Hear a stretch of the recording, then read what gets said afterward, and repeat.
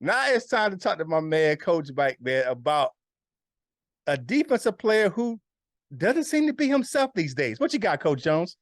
No, you know what? At the start of the season, there were two defensive players that I was like, he got to go today.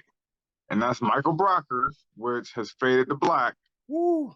He wearing that C for nothing. He wasting that letter C on your jersey. Boy, you better give it back. Give it back. His C is for chilling. His C is for clipboard. But you That's a good one. Alex Anzalone. But you know what?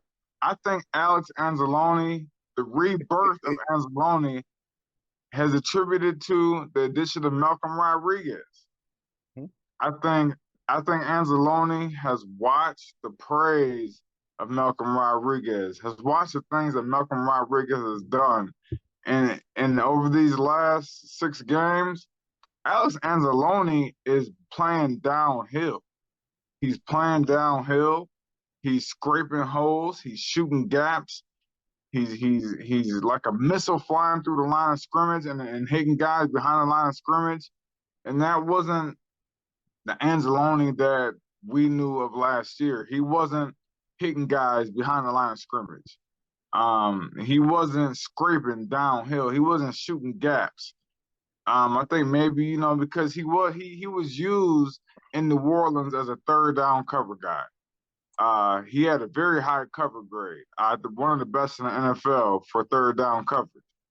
And I think he's just so used to that. That was his natural instinct that he just didn't play downhill. It didn't come natural to him to shoot gaps and play downhill because that wasn't his position. Much like a linebacker that played here a few years ago, that just wasn't his thing, man. But watching Malcolm Rodriguez attack, get praise, and see him do his thing, I think it's inspired Anzalone, and he's playing like a guy that I would renew his contract right now. I think he signed a 2. Did he sign a 2-year deal last year? Or this year, obviously? I think he did. He signed a 1-year deal. I don't know. Man, I'm just saying. I know it sounds like I'm cussing, but I would right now.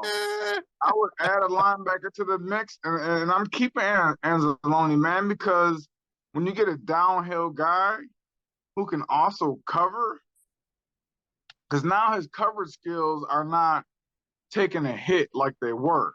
They were because you were asking him to play downhill, and that just wasn't his suit. And because of that, his coverage skills were starting to fall behind because he was so concentrated on having to play downhill, and it just messed with him in coverage. But now that he is shooting downhill, his coverage skills have started to come back a little bit. And I just think he's becoming a more complete linebacker than he was. And, and I'm a big enough man to say, you know what, I messed up.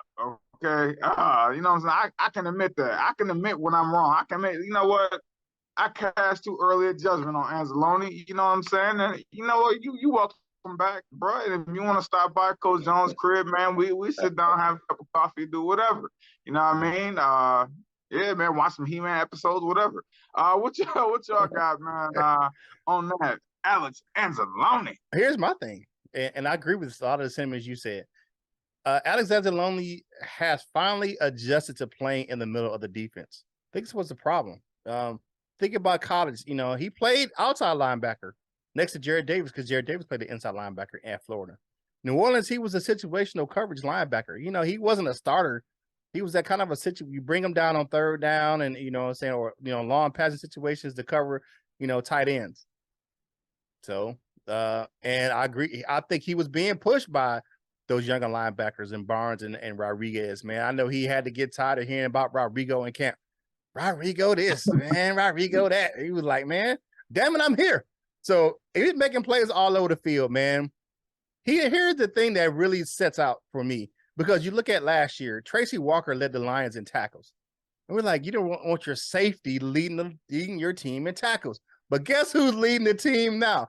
Alex Anzalone is leading the team in tackles. That's what you want. You want your linebackers to be leading the team in tackles, man. He's been all over the field making plays in the run game, in the pass game.